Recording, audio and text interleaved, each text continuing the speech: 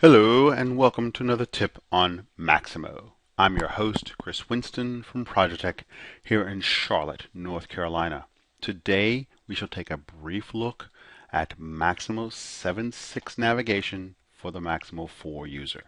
Please note, this is just a primer to help you along with your exploration of Maximo and is no substitute for formal training.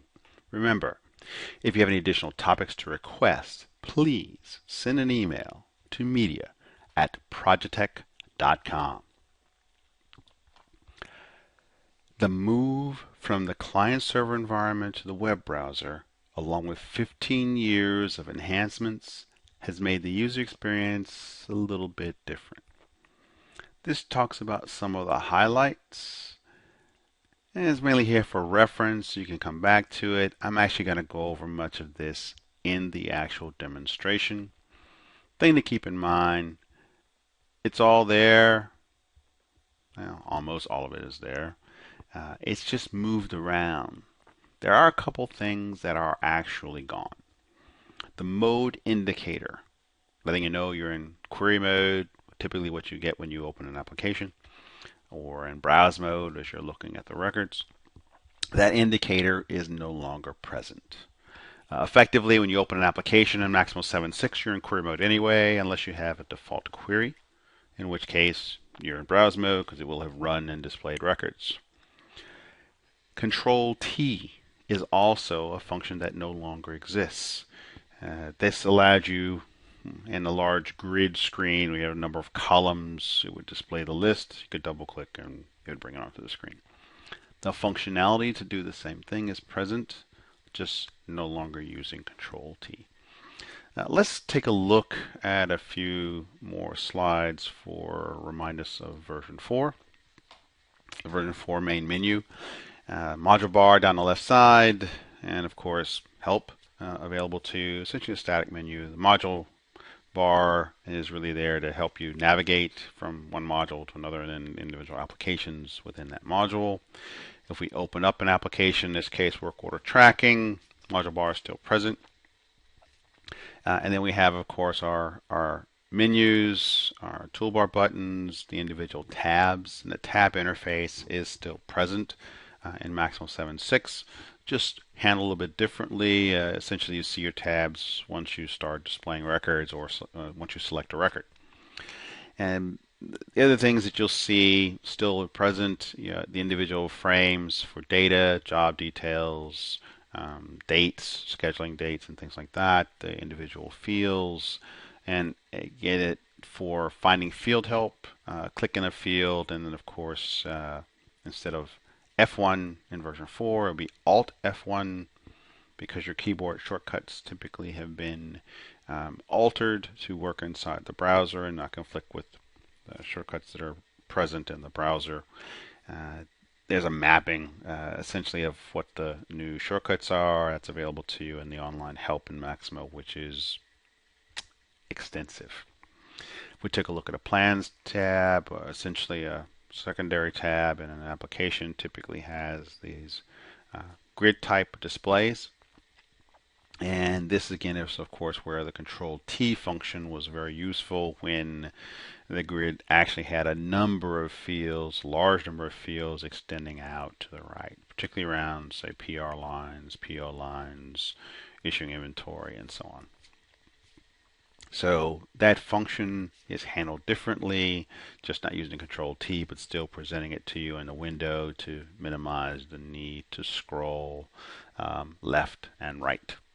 If we take a look at our actions, the actions menu, which was present or is present to you in version 4, is still available. It has moved a little bit and expanded a lot. So it's broken into two areas now. In 7.6, you have your essentially your common actions, and these in many cases are status change related. And then you'll have more actions, which kind of get you into some of the additional details. And the more actions typically is where the larger variance is between applications. Common actions and status changes are available to you in more applications in 7.6 than there are in version 4. Um, just as a function in terms of things that have moved and perhaps been relabeled, generate follow-up work. In version 4, in version 7.6, you would go to create, and you'll see there's another icon because this will cascade into another submenu, and then there'll be a place for work order. This is how you would essentially generate follow-up work. Same function, it's just moved. Going forward, we had right-click in version 4. Well, you move into the browser window. The browser's got its own set of functions that are present with right-click. So Maximo is managing this with a detail menu, which would be available to you for an individual field. You'll see a couple of chevrons pointing off to the right, and then that will get you access to the detail menu, presenting you essentially with the same functions that you had in version 4. So asset catalog, for example, just becomes classification. So you see it a little bit differently because of the labeling, but the functionality, in fact, is typically not just there, but enhanced. And other functions are present as well. And in addition, particularly for 7.6, even over 7.5, you'll also find in several cases a field will have a little eye indicating additional information in what's called a hover dialog, which will then present to you additional information simply by hovering over the field. You don't not actually require to click or to click the detail menu and go to the application to see the data. It's just there and available to you via hovering. So it does give you some additional functionality there as well. And again, this is unique to 7.6. It's not even present in 7.5. For those who like leveraging the keyboard, and there's quite a few in version 4, there are a number of keyboard shortcuts. So for 7.6, the keyboard shortcuts has essentially been moved because, like right-click, in the browser, shortcuts keyboard have a function in the browser, so they need to be remapped and reset for moving Maximo into the web browser. Yes, it's really hard to read, but you don't need to read it here. This is all available to you in help within Maximo. And there'll be some links at the end of the presentation I'll put up that'll give you access to a lot of the information that's available to you on the web. Just really need to know where to go click and look for them. And let's take a look at Maximo. That's enough slides. Alrighty, let's see. Oh, and I didn't time out again. Love it when that happens. Alright, so this is Maximo 7.6, the main menu or the Start Center. Essentially, the home icon in the upper left-hand corner is how you get back here from an individual application. Your module bar, a little bit bigger than it was in version 4 because there are more modules, and within the modules, of course, there are more applications. Each of these sort of portlet areas, and there are some controls on them, we can sort of minimize or maximize because real estate on the screen's going to be an issue. You'll find after a short time you want to put more things on the screen and you just don't have any more real estate. So you do have the ability, assuming your administrator authorizes you to then manipulate these, making larger or smaller lists within the frames, regulating the number of records that are displayed in cases where you have a query that you want to display on your Start Center each time you log in. That, of course, is going to be available to you, and it is essentially what's called a result set. If you have a workflow, you use a workflow inbox that can be available to you in Start Center. There's a bulletin board feature in Maximo 7.6. There's also the ability to put reports onto your Start Center in the form of key performance indicators, either in graphic or list form, or an actual link to a individual report. There's always caution about that. You want to make sure that the report, if you're running them from the Start Center, has the prompts that allow you to put in data to select, so you don't try and run a report on everything, or is hard coded in a way that it will give you specific data and again, not everything. You'll see Mobile Start Center as an option. Native to 7.6 is Maximo every place, which would then allow you to essentially make, through the application designer, individual application copies that are scaled down versions, but they have some larger fonts and buttons to give you the ability to run while connected on a, say, tablet or phone. A couple other things, again, when you leave an application or leave the Start Center and you're in an individual application, you have this go-to navigation, which essentially displays your module bar and gives you access to the individual applications, same as what you have here. So in a consequence where you don't want to necessarily have to scroll left and right, you have the flexibility to just hide that guy. And hopefully you can get more onto the screen. You also have the standard browser control function, control minus, control plus. This, of course, is inherent to the browser. It is not something that comes with Maximo. It just comes with the browser and will work to allow you to, again, regulate the size of the information on the screen to help the data fit better on the screen, or to make it easier to read. Again, you as an individual user will decide and how you're going to handle that and toggle those back and forth. So before we get too much into the applications, let's talk a little bit about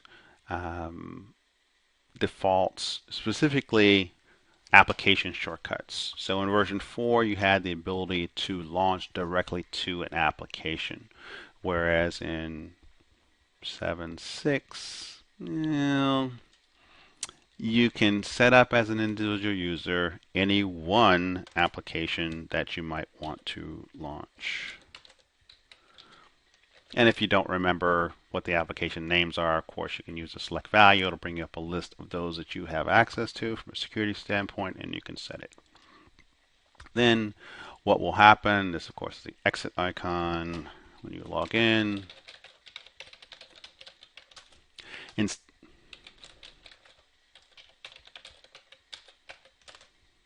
That's better. I guess I'll learn to type my password correctly. When you log into the application, instead of going to the Start Center, it will take you to the actual application. Going further, if you have a default query, and I'm going to just go look at the list of queries. If you have a query specified as a default query, then when you open the application, you will get to that particular record. If you don't want to set it up, or if you decide you no longer want it as a default query, you can simply clear the checkbox, hit OK. The query is still present and actually displayed right here, but you will not run it as a default. So the next time you log in, let's see if I can remember it this time.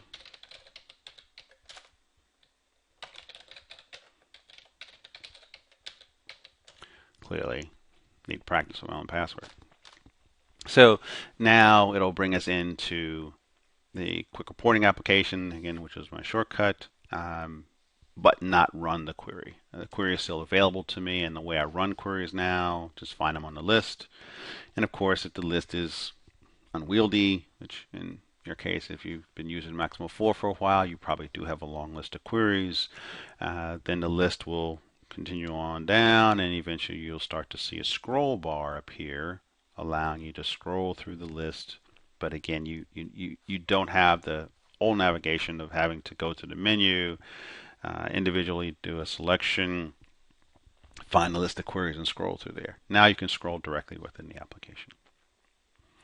All right, let's go ahead and take off our default user application,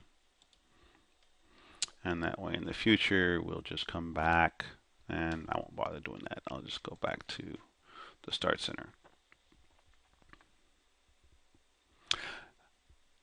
couple other things of note in the default information.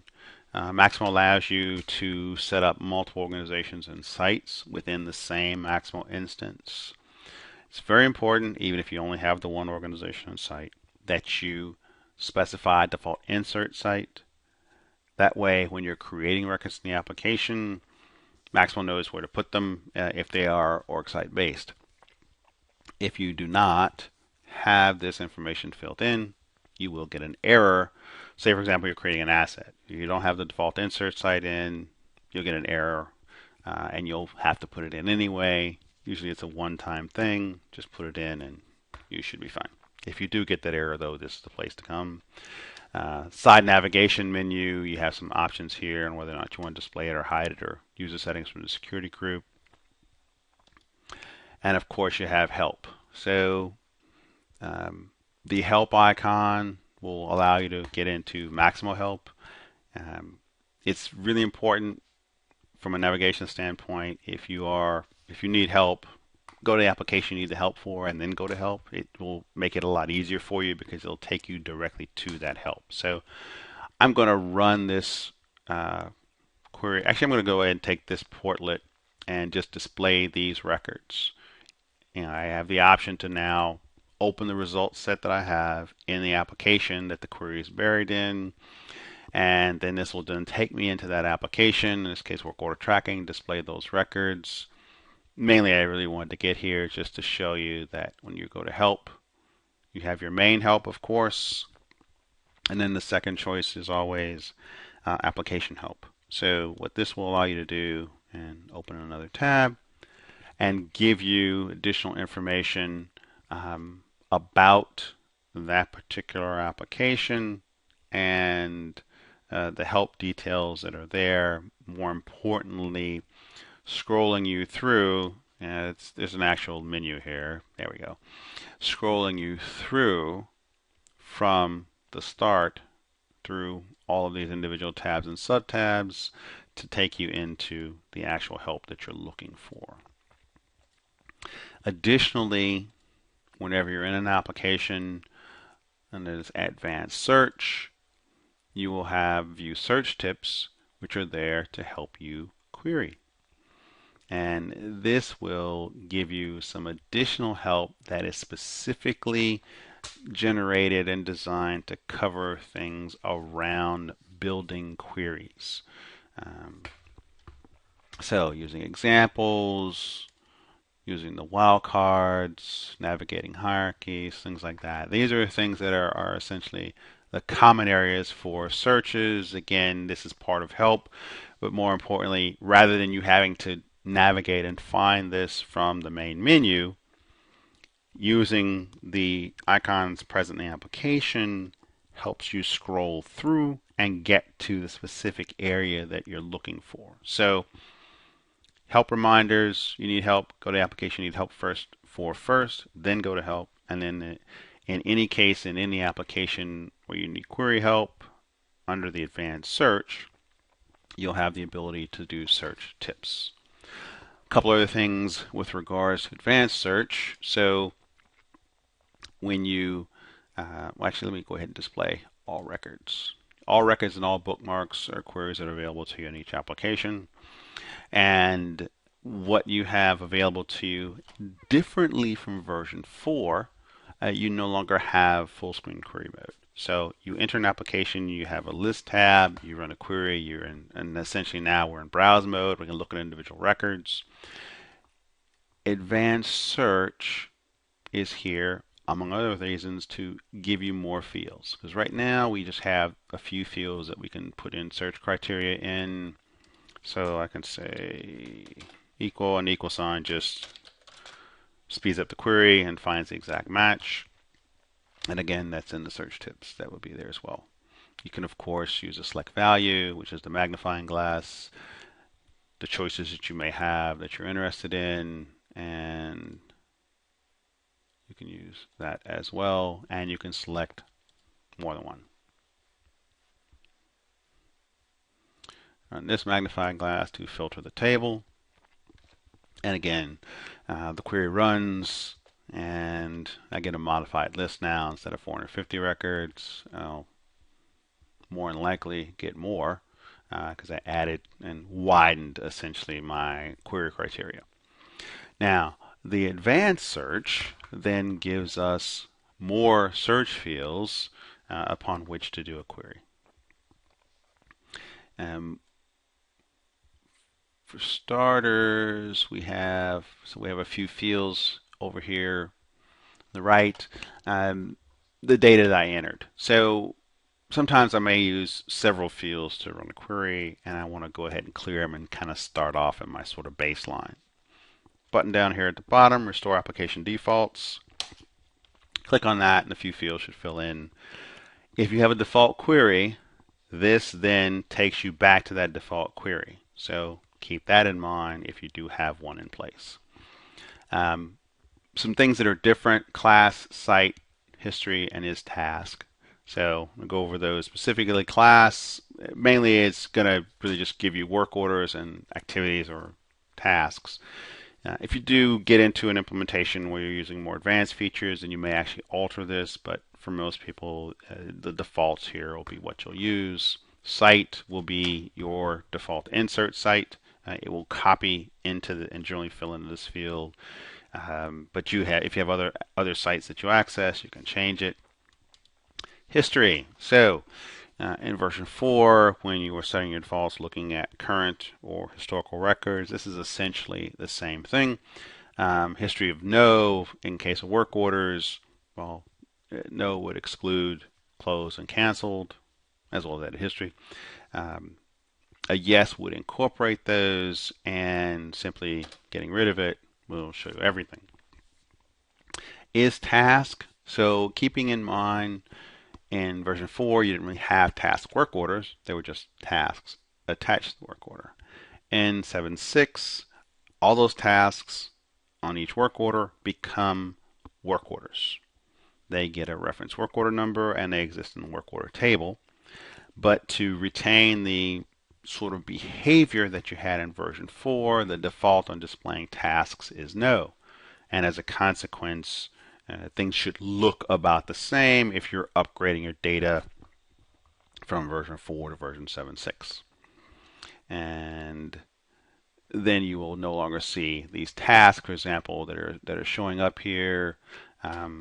Those effectively will just go away from the display. They're still in the database. You still have access to them, but they are not part of the display of the list of records that appears in the results set and the work order tracking.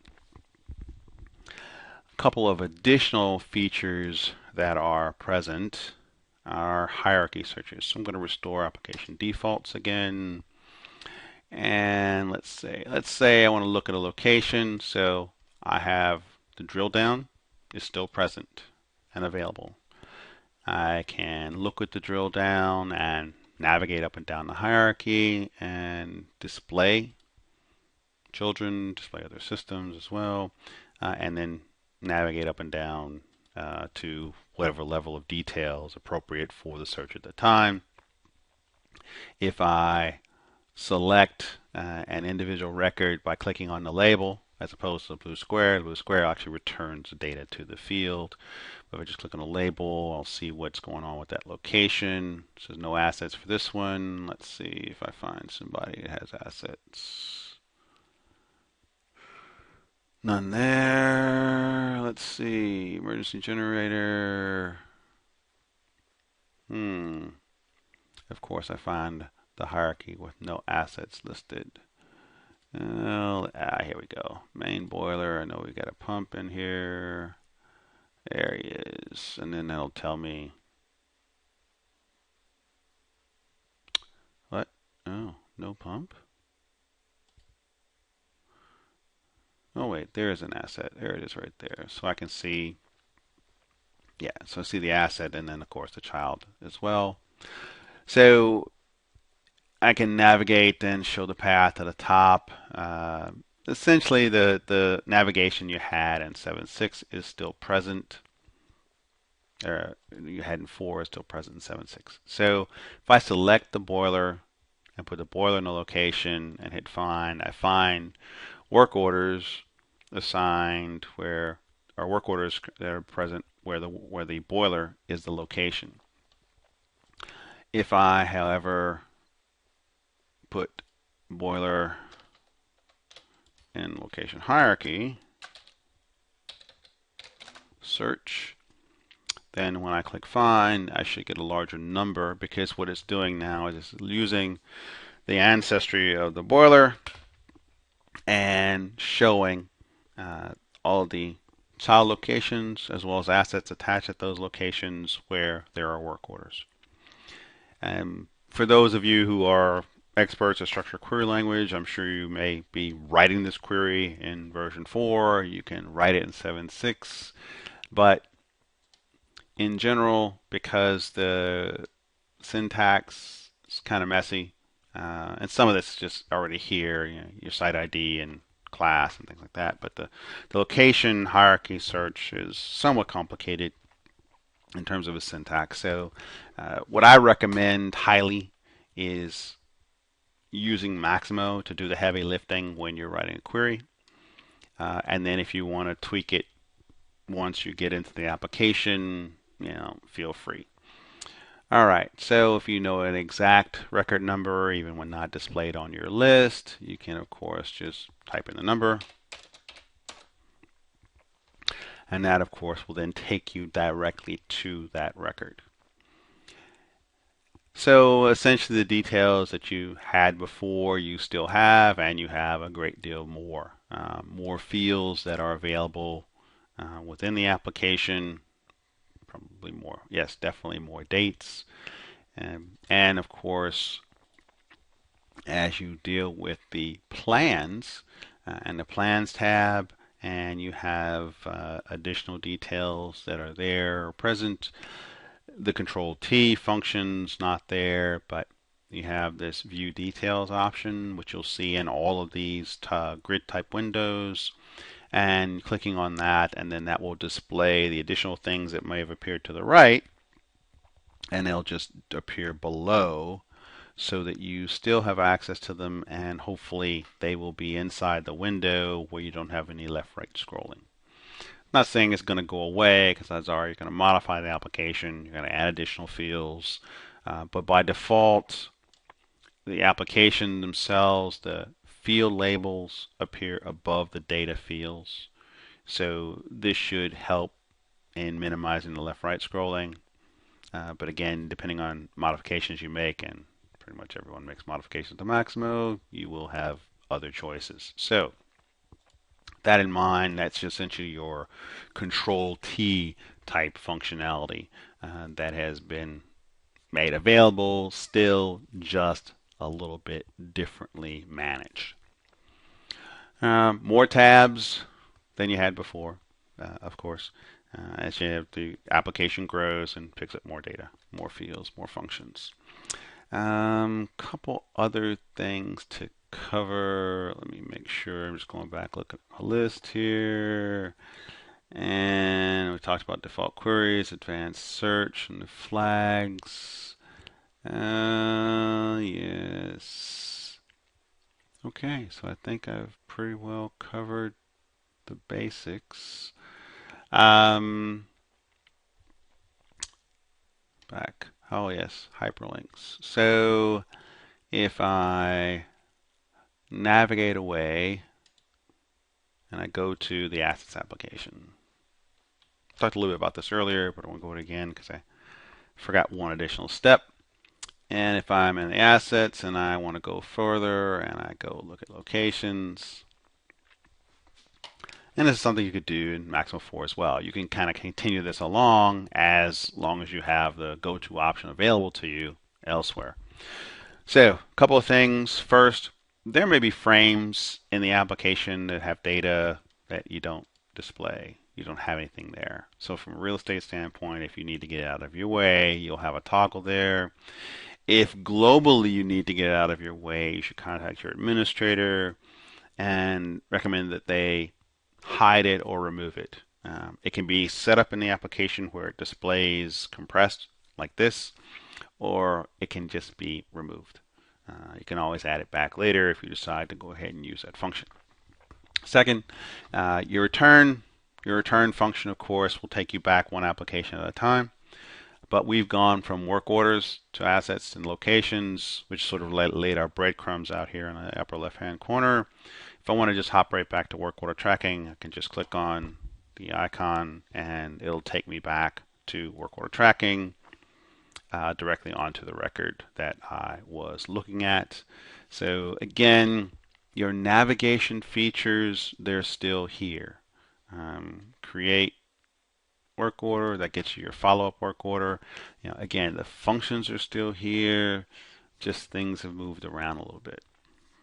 Mode indicator is gone, control T is gone, but the functionality essentially is going to be available to you within the application.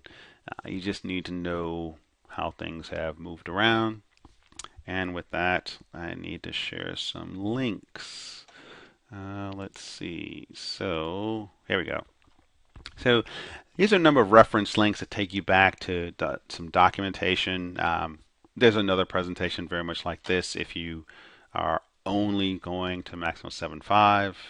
The rest of this really relates to essentially what I've covered here, but 7.5 functions from version 4 as opposed to 7.6, which are a little bit different. Query-based reporting, dramatically enhanced, or ad hoc reporting, or business intelligence, however you want to look at it. There are two videos of reference. Set up a couple tiny URLs for them. It's one for the Maximo administrator. It really talks about who you deploy access to because it does have more functionality and more power.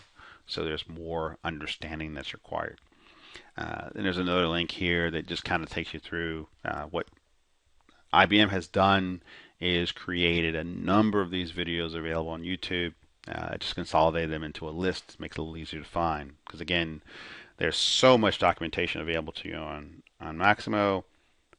Out in public domain, it's really just a matter of knowing where to go to find it. Some general information on Start Centers, and there's a playlist of videos there. Just talk about some of the functions that are there. There's a general resource page for Maximo 7.6, and then there's a Knowledge Center. And a Knowledge Center is essentially online help, almost by version. I'd say most of the version 7s are there, and again, available to you directly. Doesn't require a support login. In fact, none of these require a login at all. Whether you're going into the help screens that IBM's put outside the firewall or to the YouTube videos, really just need to know the link, click on it, and they run. Hopefully, of course, you can actually play YouTube videos at your site. That is it. So, thank you very much for attending our brief, yeah, it was really brief, considering what you actually have to look at. View of Maximo 7.6 navigation for the Maximo 4 user. Again, as a reminder, this is just a primer to help you along with your exploration of Maximo and is no substitute for formal training. Lastly, if you have additional topics to request, please send an email to media@projetech.com. Thank you very much.